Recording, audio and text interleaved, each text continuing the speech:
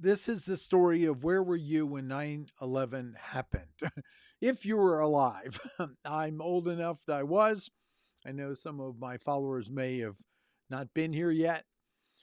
I was working with somebody in the morning, and they were a writer, and the goal was to dictate the story of how I dealt with my learning challenges and the tools that it helped, and including biofeedback systems and all types of stuff.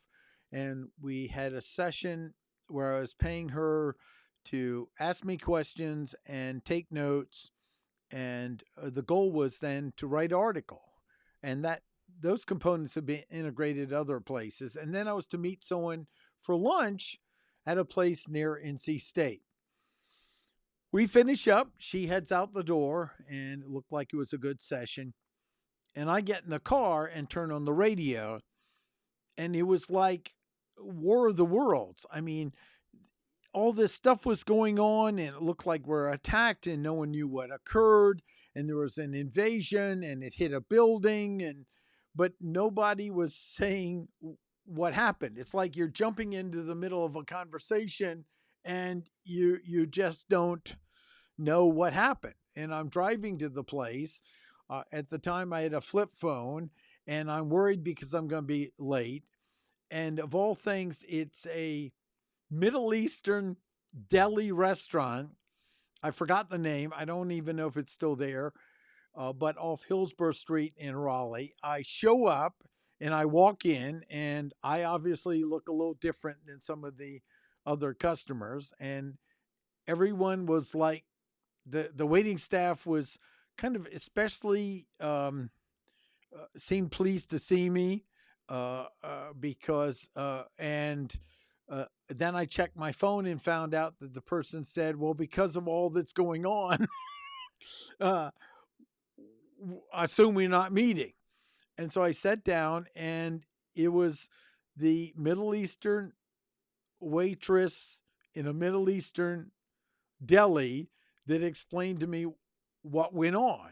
And then once I got done, first of all, it's just kind of it's typical because growing up in DC, I worked around so many other cultures, and she did a great job catching me up, and was very appreciative I was there because it looked like they had almost no business because a lot of people were staying home and scared because they heard what's going on.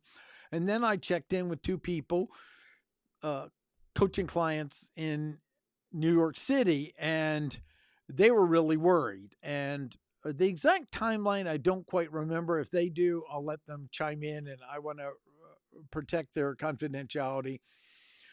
But it was a big deal. And then my time was spent interacting with the two. They both knew that I worked with both of them and knew each other, and how scary it was. And getting in conversation, one of them had a problem getting in touch with their parent to let them know they were okay, and the family, because they would have known they were in New York City. And I was able to relay a message. And then I remember talking through them, would they leave the city, and as said, as far as I can see, if you can peacefully get out of there and get out of the area, I think it's a good idea. And kind of like talking them through stuff. And I was so blessed I could be there, and they'd let me support them. And one of them then afterwards had wrote a wonderful piece or told me a story. I don't know if she wrote it or told me a story of how after 9/11 occurred, when you're in a grocery store in New York City, there's kind of a ritual where if you saw a fireman uh, in the grocery line, there'd be a ritual to get them a bag of potatoes and pay for their potatoes or saw it. And it was kind of a thing. And how that now, after 9/11, I get kind of choked up saying it, has had a whole deeper meaning for helping the first responder firemen with paying for their potatoes. And it changed the world. I just remember sitting down at home and going, the world's not quite going to be the same. It's going to be a different place now. How do we adapt and adjust? And in many ways, It was, and a lot of back to normalcy after the horrible tragedy eventually evened out. But moments like that, we remember. And I'm grateful that I could contribute and help people. I'm kind of grateful that I showed up at the Middle Eastern restaurant because I grew up around people of all walks of the world, and they're good and bad people everywhere.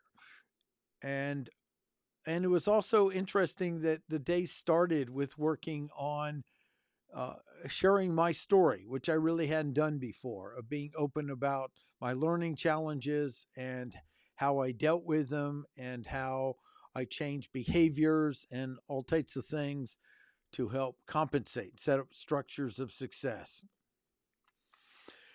If either of you are listening and you remember some more pieces, please chime in. But I thought I'd share my story of 9/11 and my experience, and how, remember, it's not what happened, it's how we reframe it and choose to interact with it that makes a difference. This is success coach Martin Brossman. Make sure to follow, share, let people know about it, and have a fantastic day.